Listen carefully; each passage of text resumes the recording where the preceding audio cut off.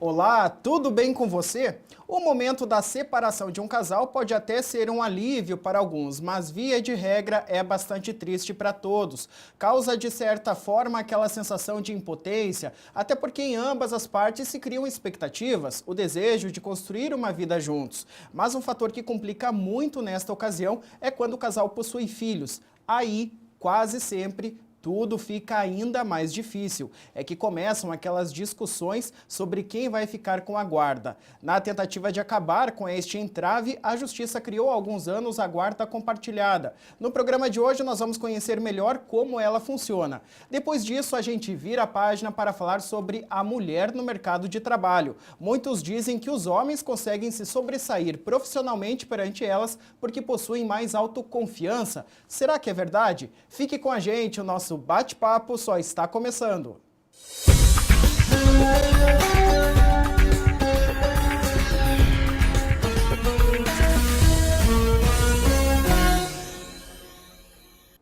A guarda das crianças e dos adolescentes. O assunto delicado no momento de separação, não é verdade? Esse sempre foi e parece que será, por muito tempo ainda, pelo menos, o motivo a mais para muita briga entre os pais que estão se divorciando. Mas há alguns anos surgiu a guarda compartilhada, segundo a qual o pai e a mãe dividem responsabilidades e despesas iguais no processo de criação dos filhos. E é sobre esse assunto que eu converso agora com a doutora Simone Malucelli, que é advogada de Direito de Família.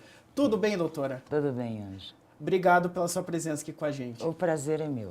Doutora, conta pra gente o que é guarda compartilhada. Vamos partir daí, né? Certo. Na literatura especializada, guarda compartilhada é um tipo de guarda que prevê, por um lado, uma residência fixa da criança ou do adolescente com um dos pais e, por outro, compartilhamento entre esses sujeitos dos destinos, dos limites, do cotidiano da criança ou do adolescente. Ou seja, eu compartilho as decisões, né? Mas a guarda física permanece com só dos pais. Ou seja, não há aquela divisão, então, de a criança mora na casa dos dois, então, ao mesmo tempo. Não, isso é guarda alternada. Alternada. A alternada.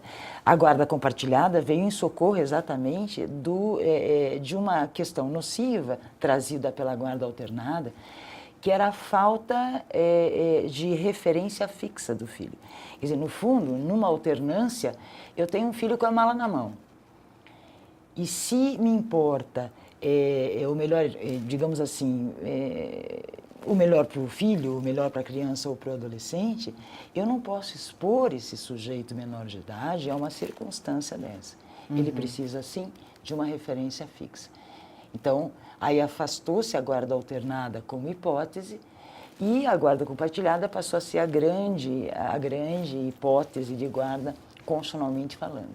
Agora, a guarda compartilhada, ela visa muito a questão do bem-estar da criança e do adolescente ali, né? Uma convivência maior entre os pais para, de repente, desmistificar aquela questão de separação que hoje eu vou para casa do meu pai, hoje eu vou para casa da minha mãe, como a senhora acabou de falar. Existe ainda a residência fixa, mas é mais esse convívio entre o casal separado, né, perante a criança e o adolescente. Sem dúvida, a ideia é que o acesso, respeitadas, claro, as questões de responsabilidade natural a cada idade da criança ou do adolescente, que o acesso seja tranquilo, livre, que os pais possam discutir a bem do filho, né, e tomar decisões interessantes para o filho juntos. Enfim, honra o projeto de paternidade e maternidade como eterno.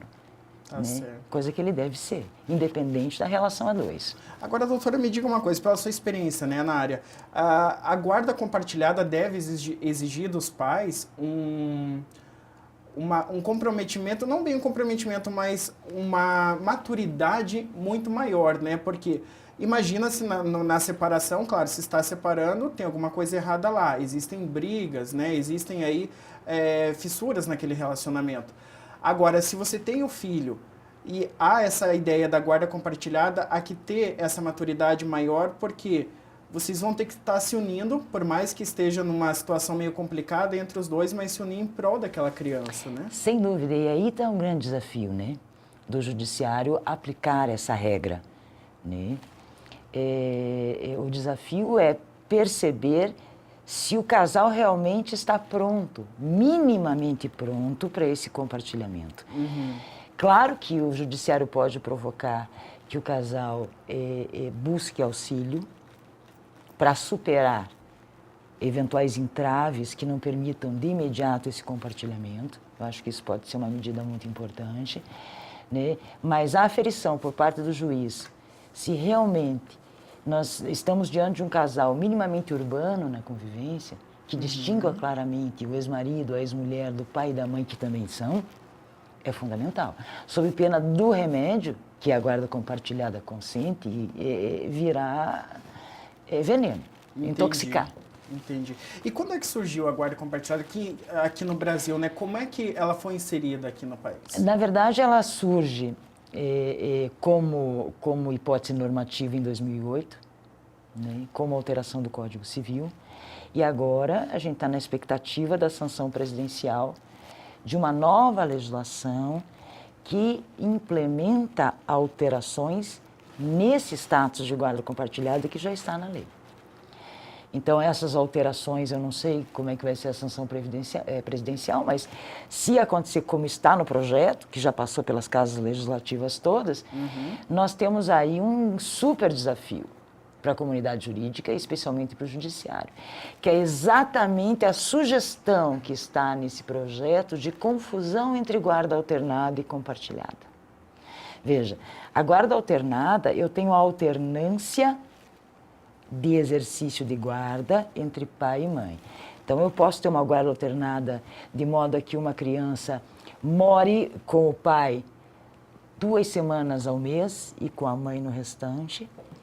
E quando a criança está com o pai, ele é o guardião. Quando a criança está com a mãe, ela é a guardiã. Isso é uma guarda alternada, que alterna a figura do guardião e alterna, digamos assim, a residência física do filho. Bom, a guarda compartilhada trazia como grande benefício a questão de manter o filho numa só residência e, claro, sugeria que os pais o tempo inteiro discutam, projetem, pensem sobre o que é melhor para o filho. Quando vem essa proposta de alteração, que está para implementar aí, se a sanção presidencial acontecer, você vê no texto uma sugestão de que o judiciário, ao aplicar a guarda compartilhada, precisa também primar pelo equilíbrio da custódia física, né, do filho entre os pais. Ora, conforme eu interprete isso, eu posso transgredir o conceito original de guarda compartilhada e transformá-la numa alternada. Entendi. Devolvendo a mala para a criança ou para o adolescente. Tá certo. Doutora, eu vou te pedir licença um minutinho só para a gente fazer um rápido intervalo comercial, mas daqui a pouquinho a gente volta falando mais aí sobre guarda compartilhada. Até já.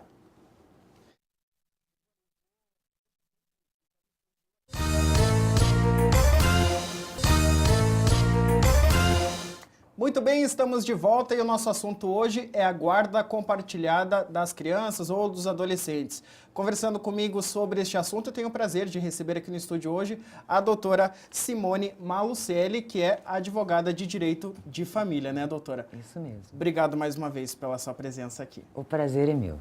Doutora, a guarda compartilhada não é algo que nasceu no Brasil, né? De certa forma foi copiada. De onde é que veio? Na verdade, ela é originária das nossas matrizes europeias, né? E ela vem em socorro do melhor interesse da criança e do adolescente, né? Para os países, especialmente signatários de Haia, né? Que escolheram o público infanto-juvenil como prioritário. Agora, aqui no Brasil, antes de 2008, ela já era usada mesmo, né? Poderia ser usada se houvesse consenso entre os pais. O judiciário não poderia impor porque não havia previsão normativa. A previsão aconteceu a partir de 2008. Tá certo. Agora, doutora, quais são as principais diferenças aí entre a guarda compartilhada e a guarda unilateral, que eu acho que é a mais usada, né, hoje em dia? Na verdade, a guarda unilateral, ela historicamente é mais usada porque foi a única prevista na lei até 2008. Então, naturalmente, quando não houvesse consenso, o juiz teria que decidir por um dos sujeitos né, na ocupação do lugar de guardião. Então, qual é a diferença? Na guarda unilateral, eu tenho um dos pais como guardião e o outro como supervisor das escolhas cotidianas, né, que esse guardião faça. Ou seja, aquelas escolhas próprias do sujeito que detém a guarda, escola, limites, religiosidade, encaminhamentos, né, que fazem toda a diferença para a vida adulta, eram prerrogativa do guardião único. Né? Agora, com a guarda compartilhada, o guardião único não tem essa prerrogativa solitária. Ele precisa discutir com o outro sujeito que também detém a guarda, eles precisam chegar num consenso e aí o consenso vai ser aplicado como diretriz de formação do filho comum. Agora, isso exige, de certa forma, encontros mais fixos, vamos dizer, dos pais? Assim, o juiz determina isso ou não? À medida de que cada família vai necessitando, isso acontece? Na verdade, pressupõe, né? Pelo menos um contato muito próximo, que com as mídias foi extremamente facilitado. Esse contato para discutir sobre algumas diretrizes formativas do filho não precisa ser necessariamente físico. Eu posso ter Skype, eu posso ter N mídias que, claro, que auxiliem isso. Entendi. Agora, doutora, me diga uma coisa. A guarda compartilhada, a gente sabe que para os pais vem benefício, de certa forma, para a criança, os advogados de direito da família são unânimes, né, em dizer que essa é uma boa alternativa. É a sua opinião também? Ela é uma excelente alternativa e desde que eu tenha, claro, alguns cuidados, né, é o melhor remédio. Então, para que esse remédio não intoxique, né, para que a gente não corra esse risco, a gente precisa tomar minimamente cuidado. A gente e os operadores, advogados, Ministério Público, juiz de direito. Né? E o primeiro cuidado é a percepção exata de que há um mínimo de urbanidade entre esses sujeitos. Né? Eu nem digo assim que eles estejam absolutamente resolvidos com relação a um fracasso de projeto relacional. Mas eles precisam ter um mínimo de discernimento de que a mulher e o homem se separaram, mas o pai e a mãe compõem um projeto eterno. Entendi. Que não se confunde. Né? Então, se eu tiver alguém com condição mínima de discernir esses dois lugares, né, e ocupar o lugar de mãe e pai ao lado do outro, bom, aí a guarda compartilhada é perfeita. Tá certo. Bom, doutora, eu vou te pedir licença mais um minutinho, a gente vai para um rápido intervalo comercial e daqui a pouquinho a gente volta falando mais sobre guarda compartilhada. Até já!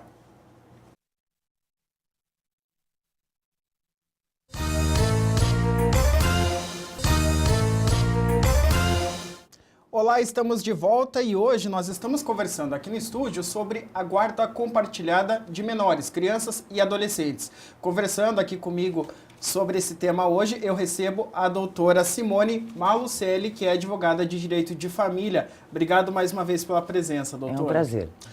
Em separação litigiosa, a guarda compartilhada nem pensar ou há uma possibilidade? Há possibilidade, sim. Há possibilidade, inclusive a previsão de 2008 passa por isso, né, que alterou o Código Civil inserindo a guarda compartilhada como hipótese. Então, se não houver consenso entre os pais, diz a lei de 2008, o juiz pode decretar a guarda compartilhada, o que pressupõe um cuidado básico que a gente ponderava, né? Que ele faça a aferição de que naquele caso concreto é possível, a despeito do litígio, né, compartilhar decisões.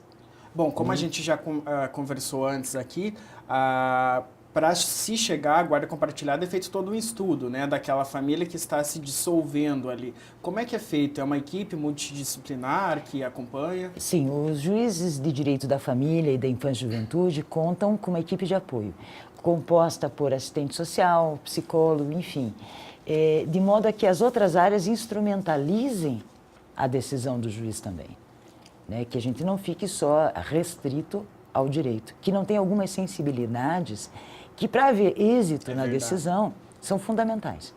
Tá certo. Doutora, existe também a custódia física que impacta diretamente na guarda compartilhada, né? Sim.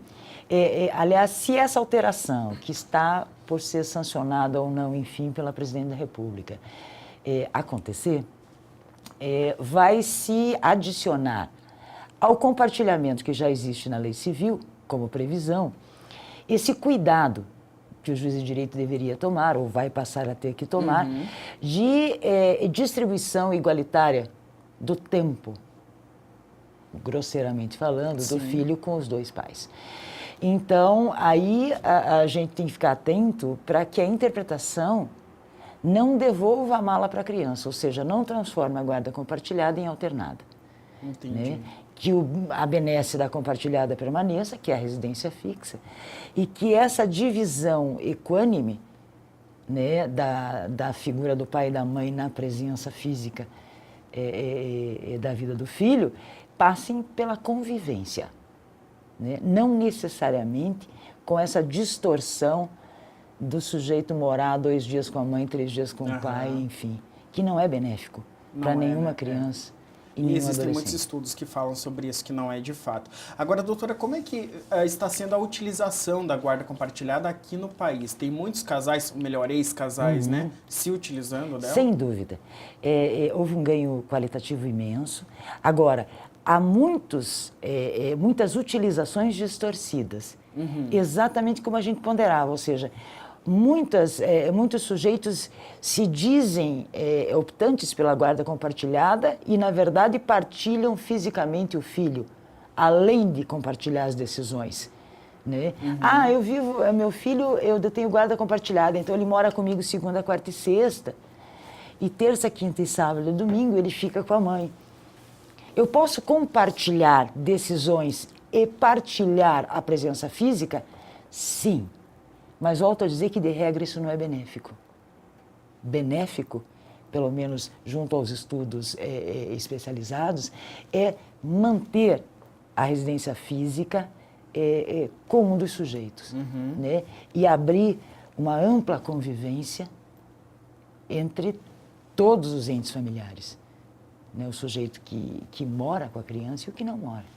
Eu acredito que um olhar de leigo, né, de quem está de fora e que vê uma situação dessa, mas a guarda compartilhada ela é benéfica também não só no âmbito do pai e da mãe, mas justamente com relação aos outros familiares que envolvem aí avós, primos, tios, né? E todo mundo que tiver algum vínculo afetivo com a criança. Porque às vezes a grande referência é a melhor amiga da mãe, que é madrinha da criança e não tem nenhum vínculo parental. Enfim, a gente precisa honrar todas as referências da criança. É verdade. Por isso a equipe de apoio do juiz de direito é tão importante. Porque nem sempre as grandes referências são os sujeitos parentais. Entendi. E, doutora, as crianças, ou de repente seria mais o caso dos adolescentes que já têm uma cabeça mais formada, elas podem escolher isso, chegar no juiz e falar que gostaria dessa guarda compartilhada, de repente atropelando, vamos dizer aí, o decorrer da situação, ao invés dos pais darem essa sugestão, mas a criança, ela tem esse direito? Olha, até os 12 anos, a criança não pode ser ouvida diretamente, ou pelo menos não deveria. Né? Por quê? Porque ela não pode ser levada a escolher. Isso vai de encontro ao melhor para ela. Se imagine um adulto hoje, você ou eu, postos em xeque assim, olha, você prefere morar com seu pai ou com a sua mãe? Já é desconfortável, né, para um sujeito adulto. Né? Para uma criança que, de regra, também se sente culpada pelo fim da relação, né? Isso é mortal. Né? Não preserva os vínculos. Então, isso não deve acontecer. Eu posso ouvir indiretamente para entender as relações, né? Eu posso usar a ludoterapia, eu posso usar outras estratégias. Agora, jamais uma pergunta direta. Para o adolescente, pessoalmente também acho nocivo. Exatamente pelo mesmo motivo. Tomar partido não é algo que faça bem ao filho. E, de alguma forma, eu tomo partido. Quando eu digo, não, eu gostaria de morar com meu pai. Com certeza. Né? Então, delegar para a criança ou para o adolescente uma decisão que deve ser judiciária, ponderada e depois de amplo contraditório, não vem ao encontro do melhor. Tá certo. Doutora Simone, me diga uma coisa, a guarda compartilhada, de certa forma, dá pra gente dizer que ela surgiu por conta da modificação de comportamento, vamos dizer assim, da mulher, perdão, perante o homem, ou seja, lá atrás, na década de 80, a mulher ficava mais em casa, cuidava mais dos afazeres de casa e dos filhos, e né, no decorrer aí do tempo passou a ir mais ao mercado de trabalho, se igualitar mais mesmo perante o marido? Sem dúvida. Sem dúvida que a grande provocação de mudança foi feita pela Revolução Feminina, vamos chamar assim, né? Que deflagrou a igualdade constitucional em 88 e todos os desdobramentos de modificação no cenário social que a gente vem percebendo, com as mulheres ocupando cada vez mais espaço profissional, enfim, né? Claro que na medida então que eu mudo as peças de lugar, eu preciso de adequação de parte a parte. E no tocante às crianças e adolescentes, essa adequação passa também pela maior participação do pai, que até então, pelo menos para o direito, era o grande senhor de fora da dimensão pública da família. Era o grande provedor. É verdade. Né? É verdade. No contraponto à mãe, que era a grande detentora do gerenciamento da vida privada da família. Tanto que não é mais difícil de se ver uma imagem, não que o casal esteja separado, mas do pai indo à escola buscar a criança, participando de reuniões, né, do colégio. Que é muito importante. Talvez um grande ganho seja esse. Né? Houve um desmonte de um conceito de família. Nós ainda estamos construindo, né? Hoje não há um conceito fechado, como tinha antes, de núcleo familiar, mas o benefício veio. E talvez o maior benefício em prol da criança e do adolescente seja esse novo pai. Tá certo. Né? Que é o grande parceiro. Tá certo. Doutora, eu quero agradecer mais uma vez a sua presença aqui com a gente. Eu que agradeço, meu anjo. Obrigado mesmo por esclarecer mais aí, sobre a guarda compartilhada, e tenho certeza que o pessoal em casa também aprendeu muito mais aí sobre essa nova forma aí de separação, né, perante os filhos aí. Obrigado mesmo, tá ok? Ok.